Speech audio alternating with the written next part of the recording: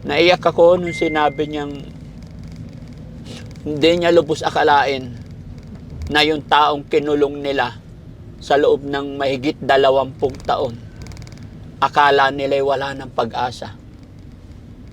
Pero naiyak siya nung nakita niya ngayon na malinis na, tumaba na yung kapatid nila. Sa tulong ninyo at sa biyaya at gabay ng Panginoon yan. Kuya Oliver, appear naman. Kantahan mo naman ako, Kuya Oliver. Ha? Kung sino pa siyang marunong magmahal, ang siyang madalas maiwan, di naman dahil ng pagmamahal. Na inalay ko sa'yo, bakit ikaw ngayon ay biglang nagbago? Ikaw naman. Ang siyang Lakas mo ah.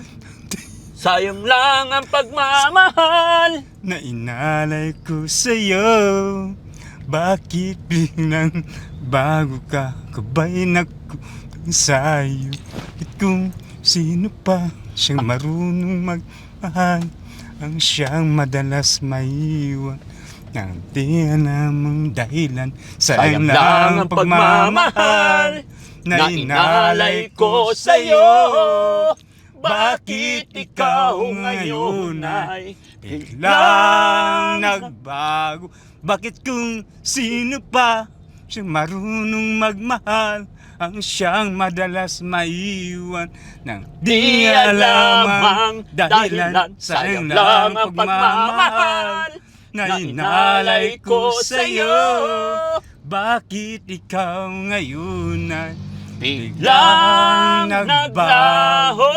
Bakit kung sino pa siyang marunong magmahal, ang siyang madalas maiwan, nang di alam ang dahilan, sayang lang ang pagmamahal na inalay ko sa'yo. Bakit ikaw ngayon ay biglang nagbago? Bakit kung sino pa Yun! marunong magmahal, ang siyang madalas maiwan, nang di alam ang dahilan, sayang lang pagmamahal na inalay ko sa'yo. Bakit ikaw ngayon ay... Kuya Oliver, bakit? tanungin kita, harap ka sa akin. Oo. Harap ka sa akin. Masaya ka ba? Masaya ako. Pwede ba kita mayakap? Pwede ba yakapin ako? Yakapin mo naman ako. Pwede ba kita mayakap? Ha? Love you, brother. Ha? Yakapin mo si Daddy Frankie. Nakakatuwa mga kababayan. Yung taong napabayaan ng ilang taon, Bakit kung eto na siya. sino pa Masaya, siya marunong kwela. ang siyang Kaya madalas masaya talaga ako maiwan, mga kababayan. Maraming salamat. dahil Nawa, nandyan pa rin kayo hanggang sa dulo ng paggaling ni Kuya Oliver. No? Bakit biglang Mataba na siya. nagbago ka? Kung noon takot kayong hawakan, kung noon ayaw nilang hawakan, ayaw nilang lapitan, Marunong ngayon malinis na po. Maayos na. ang siyang madalas maiwan. Tuloy-tuloy lang tayo mga kababayan. Dahil alam ko, pag nasa shelter na po ito, kagaya nila Ate Tintin, Ate Lisa, Ate Maricel, basta napakain natin sila ng maayos, manunumbalik yan sa tulong ng Panginoon at pagpapainom natin ng tamang oras, tamang gamot. Yun lang mga kababayan ang iniisip ko at ang problema ko. Yung sinabi ni Nanay Ansing kahapon, nung bago ko puntahan sila doon sa bahay, ang sabi ni Nanay Ansing is idiretso daw si Kuya Oliver sa kanyang bahay. Pero pagawan muna daw ng kwarto doon. So yan ang iniisip ko mga kababayan kung ano yung pinaka the best. Pero wag po kayong mag-alala. Kaya ng aking sinabi, pag-iisipan, pag-aaralan, pag-uusapan namin ng mga kapatid ni Kuya Oliver. Dahil hindi po ako pwede mag-decide na mag-isa lang, mga kababayan. At syempre, alam ko nandyan kayo na nakasupport sa likuran ni Daddy Frankie. At alam ko hindi rin ako pababayaan ni Kuya JJ at ni Nanay Ansing. Sana mga kababayan, ang isipin natin, una ay yung paggaling muna ni Kuya Oliver. Sa akin mga kababayan, hindi ko po iniisip yung gagastusin, kung ano man na expenses, hindi po iniisip ni Daddy Frankie yan. Ang priority sa akin ay kung paano mapagaling siya. Diba? Kuya, Maraming salamat, Daddy Frankie. anong masasabi mo, Kuya JJ? Kasi nag-aalala talaga ako, nag-iisip, nagugulumihanan ako. Kasi kung gusto talagang ipagawa ni Ate Ansing, masyadong yung bahay niya is masyadong mabigat pa sa akin sa ngayon. Kasi hindi ko kasi ikinikwento na sa inyo yung expenses or gastos dahil ayaw kong sabihin nyo na sinusumbat or what. Hindi.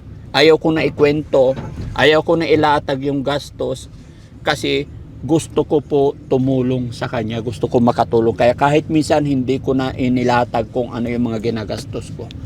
Pero kung isasabay natin yung paggawa, medyo mabigat talaga. Kaya pag-isipan natin maigi. Sa ngayon mga kababayan, didiretso kami sa bahay ni Nanay Ansing para mapag-usapan kung ano talaga. Kasi nung kahapon mga kababayan na nagpaalam ako, pinuntahan sila doon, ang sinabi ko lang sa kanila isusunduin na si Kuya Oliver. Ngayon na nakausap na natin ang mga dalubhasa na sinabi nila na ibabalik pa sa January 9, ay hindi namin nasabi dahil hindi pa namin alam kung ano kaya ang magiging reaksyon ni Nanay Ansing ngayon na kailangan pang ibalik. Which is yun po yung sinabi ko nung unang-una pa lang na hindi porkit ibibigay na nila or iti-turn over na nila is wala na. Ibig sabihin is tapos na. Hindi po. Lahat po ng inaalagaan natin, pag na-control na, nagkalma na ang pasyente, ipapaubaya na yan sa pamilya at magbibigay na sila ng gamot araw-araw hanggang sa tuluyan ng gumaling. Hindi po yung proseso na ibibigay, hindi kagaya ng sa private na pakakawalan yung pasyente natin pag okay na talaga. Hindi po. Basta na-control na, safe na, alam na ng mga dalubhasa yan na pag ininom niya ito tuloy-tuloy, manunumbalik na yan. Ganun po yun nangyari. Pero buwan-buwan babalik pa rin tayo dito.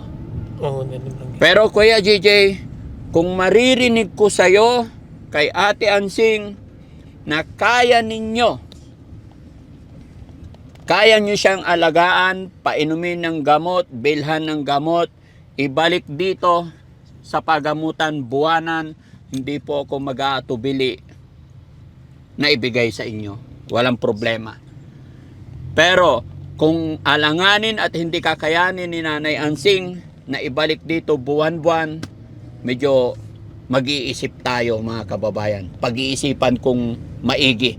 Dahil hindi po ako papayag na mula simula nang makilala ko si Kuya Oliver, hindi ako papayag na mapunta sa wala.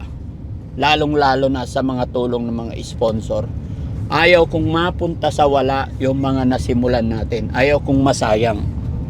Sa tingin mo, Kuya JJ, kaya ba ni Nanay Ansing na dalhin si Kuya Oliver buwan-buwan dito, ibalik? Ay, ewan ko lang, hindi ko masagot yan, Daddy Frankie. Hindi mo masagot. Kasi kahapon nung sinabi ko sa kanya kung saan ididiretso si Kuya Oliver, sabi niya doon sa kanya. Oo, Daddy Frankie, sinabi naman niya yun. Di ba? So yon ang pag-uusapan nating maigi. Baka di namin kakayanin na kung wala kayo, Daddy Frankie. Suporta lang ang kailangan namin na naman.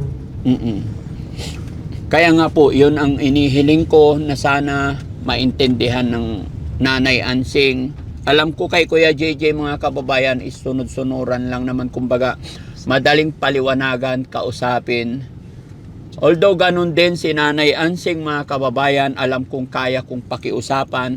Yun nga lang, mayroon din siya kasing pakiusap.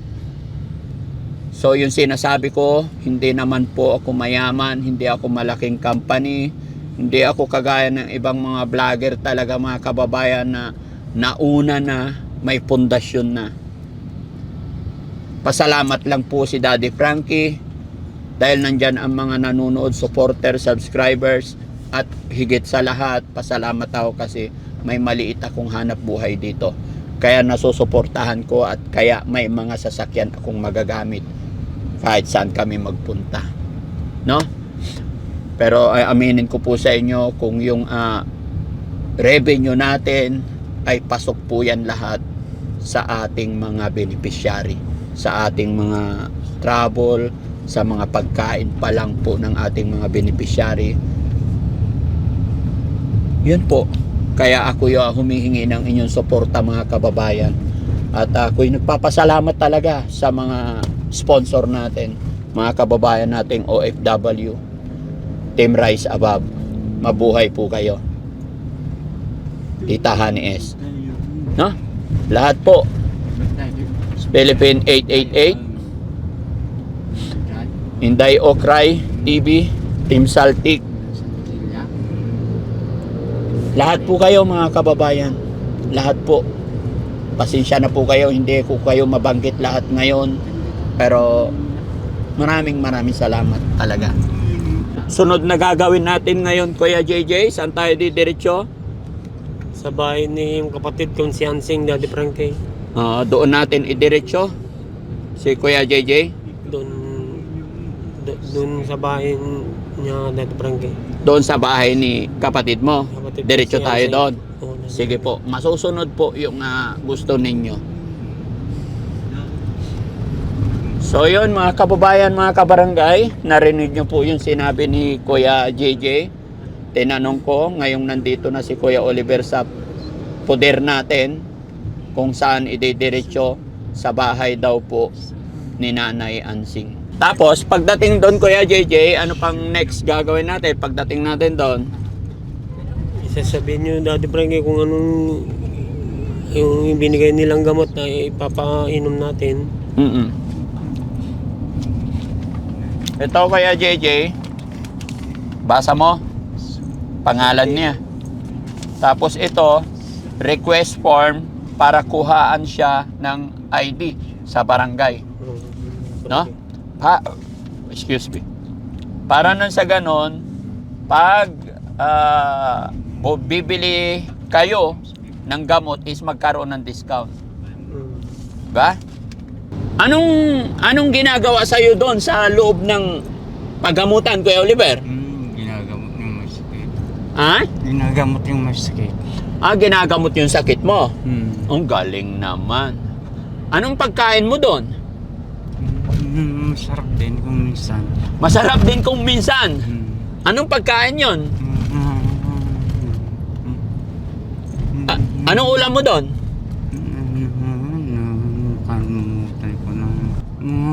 Nakalimutan na. Ayaw kong sabihin yung Ayaw mo sabihin? sabihin yung pagkain na yun. Oo. Nakalimutan mo na. Araw-araw ka ba naliligo doon? Hindi naman na minsan hindi. Minsan hindi. Pero sa shelter, araw-araw tayo maligo doon, ha? Ewan ko. Ha? Oo. May bago na tayong bahay. Saan? Sa shelter. Siyempre. Bakit? Eh, maganda yung bahay doon, malaki. Ba? Oo, gusto mo doon? May tanong pala ako, Kuya JJ. Ay, Kuya Oliver, tingin ka sa akin na. Saan mo gustong tumira? Doon sa bahay ni Nanay Ansing o sa bahay ni Daddy Frankie? Saan mo gustong tumira? Nga. Ha? Doon nga sa Bintin. Sa building. Kay Daddy Frankie? Mm. Bakit ayaw mo kay Nanay Ansing? Ha? Bakit? Wala. Bakit gusto mo kay Daddy Frankie? Ha? Wala. Oo, gusto daw niya doon sa building ni Daddy Frankie tumira, mga kababayan. Pero masusunod pa rin yung kagustuhan ng mga kapatid kung kaya nilang suportahan, no? Kuya JJ, Daddy Frankie. masaya? Masayang masaya, Daddy Frankie. Masayang masaya. Kanta nga kayong dalawa. O, dito, tabi kayo. Do it kami, Daddy. Oh, do it kayo. Dali, doon, tabihan mo siya. Kulitin mo siya. Do it daw tayong kumanta. Oh, sige, sandal. Oh, anong kakantahin ninyo? Madalas kitang kasama. Sige, ikaw nga. Mga balsado. Umpisa mo nga. Madalas kitang Kita't makilala, magkahawak ang mga kamay. Nauna ng pagsuyo na yung tadhanong madalas kitang Kitang may kasama, magkahawak magkahawak ang mga kamay.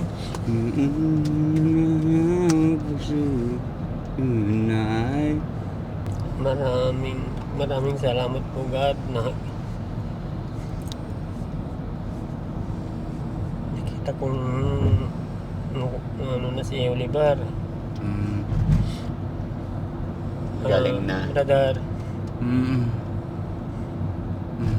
magsalita ka. Oo, kamo. Oo, brother, kuya. Ha? Kamo, para kang naman pipi. Salamat po sa lahat ng ginawa nyo kay Oliver. Maraming salamat po, God, at sana ay pagalingin pa.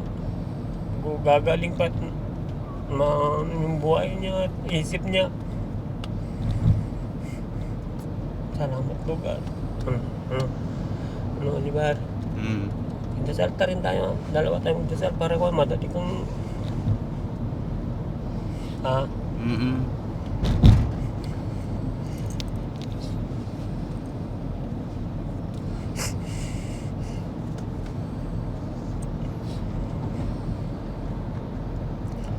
Ano yung feeling na nayakap mo na? Yung dati-dati, ayaw nyong lapitan, ayaw nyong hawakan. Ngayon, masarap nang yakapin. Anong pakiramdam ni Kuya JJ? masaya, Daddy Frankie. Ako nang pinakamasaya sa ngayon na araw na ito, ako nang pinakamasaya. Masaya ang Pasko nyo. Masayang Pasko. Ano?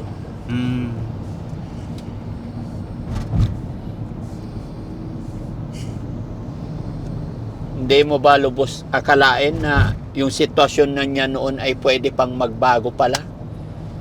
Hindi, Daddy Frankie. Akala ko ganun na lang. Ngayon maraming nang pinagbago.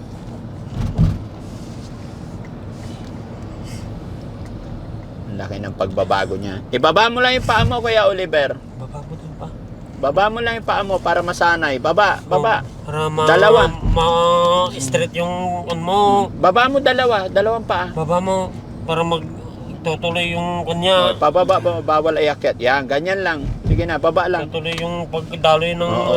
ng ugat. Yan, mas magandang ganyan. Ganyan mo yung pagkakuha kaya. Galaw-galawin mo gano'n. No? Sabi mo nung una, Kuya Oliver, nung unang-una tayo nag-usap, sabi mo nasa 15 to 16. Pero nung lately na nag-usap tayo, sabi mo hindi lang pala 20 years old na nakakulong doon. Hindi ko na kasi matandaan, Daddy Frankie. Ilang taon na siya doon. Hula lang yun na... Pero sa pagkakaalam mo, ilan talaga? Baka nasa 20 talaga yun, Daddy Frankie. 20 talaga. Oo. 20 taon na siya nandun.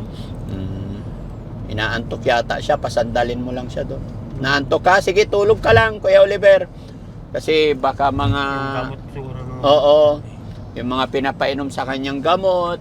Kaya, syempre, pagod. Iba yung pakiramdam, mga kababayan, na nandito na siya sa labas. Iba rin yung pakiramdam doon.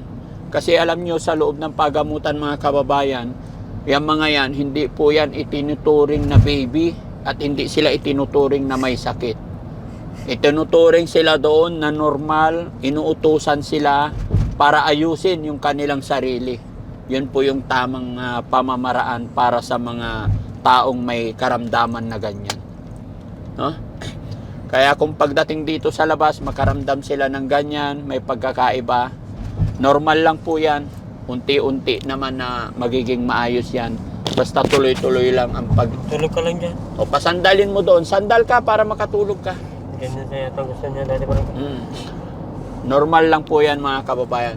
Basta ang importante Ayan, po, tuloy-tuloy tayong tuloy-tuloy natin siyang i-assist, mapainom ng gamot.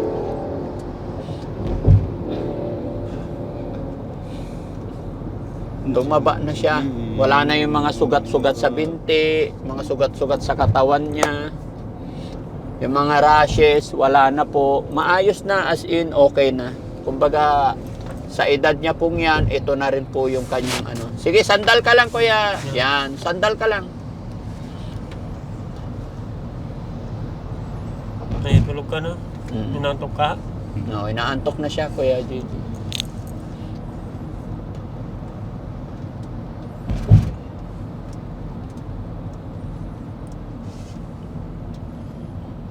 Sandalin mo na. O kaya pahiga na natin siya, no? Kuya, lipat ka dito. Diyan ka lang. Papahigain kita. Diyan ka lang. Ibaba ko to para maka...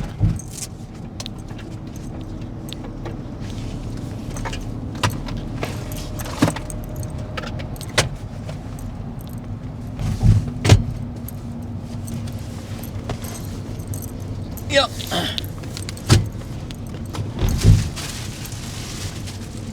Oh, higa ka dito. Ito ang unan mo. Oh, higa. Yan ang unan mo. Okay. Sige. Kasi inaantok siya, mga kababayan. Bigyan natin siya ng time para matulog. Pagod, mga kababayan. Mula kahapon pa ng umaga, alas 5 ako gumising kahapon. Saturday morning, alas 5 ng umaga kami gumising. Sa bumiyahe, papunta kila Nanay Ansing. After kay Nanay Ansing, pumunta dito sa Manila. Ginabi na po kami, kaya ngayong umaga na naman ang resume. Medyo pagod, puyat, pero worth it naman, mga kababayan. At makita nyo na umiiyak si Kuya JJ. Nakita niya ang sitwasyon. Yun yung iyak ng kaligayahan na hindi nila ini-expect, mga kababayan, na ganito ang mangyayari. Yun po yung sinasabi ko, na yung akala mo'y wala na, akala mo dead end na. Pero kung ikaw ay nagtitiwala sa Panginoon, ano't ano man ang pagsubok, ano't ano man ang hirap na pinagdadaanan, gaano kadilim, merong pintuan na magbubukas para sa atin. Kaya wag tayong susuko habang may buhay, may pag-asa. Di ba, Kuya JJ? Oo, dati parang.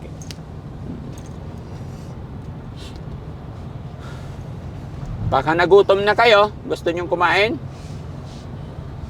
Hindi pa naman ako nagugutom dati parang. Hindi pa. Sige. So, pwede nyong radyohan din yung mga kasama. Saan na to? Skyway pa rin? Skyway. Okay, sige, malayo pa. Abangan na lang. Ayan. So, mga kababayan, abangan nyo po yung pagkikita. At abangan nyo kung ano yung magiging desisyon po ni Nanay Ansing pagdating doon sa bahay nila. Kung ano yung magiging usapin namin. anong kalalabasan ng desisyon ng magkakapatid, abangan nyo po sa susunod naming video. Maraming salamat po. Magandang gabi po sa inyong lahat mga kababayan. Lahat ng nakatutok, baka may hindi pa po na-subscribe sa aking YouTube channel para lagi kayong ma-update pa sa mga upload videos namin. Pwede po kayong mag-subscribe, i-share nyo rin yung upload videos natin. Maraming salamat mga kababayan. Daddy Frankie po, anak ng Pangasinan, from Pangasinan. God bless po sa atin lahat. Merry Christmas po. Salamat.